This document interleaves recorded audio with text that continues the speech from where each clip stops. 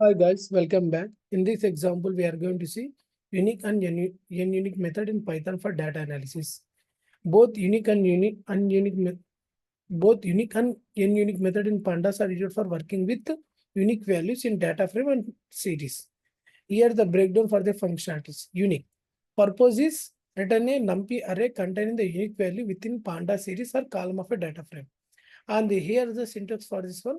Series underscore name dot unique method for a series. If you want to apply for the data frame on particular column, this is the one. Df column name dot unique method. Now here is the one example. I have created one variable. I'm importing before this one. I'm importing the variable. Import panda has pd data equal to name and age. These are the two columns and these are the values which is keep it in the array. Now I want to create one more value data frame which is going to show complete complete data set known as frame. So pd data frame data. I'm passing the argument in the data frame. Now I want to find out the particular column name, how many unique values unique are there, right? So unique name equal to df name dot unique. So print unique name. Output will be the Alice, Bob, Charlie, David. Now one more example. Okay.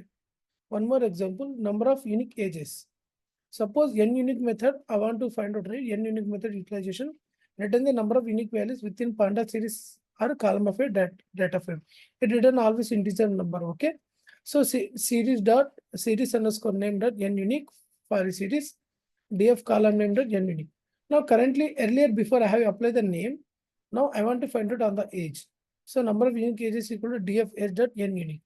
So print number of unique ages. So it will return 4. See, okay, 4.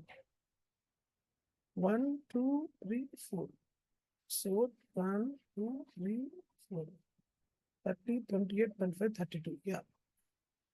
Actually, these are the 4 values are unique it is treating, but we are getting 4. Yes. 25. Unique. Okay. So this is about the return.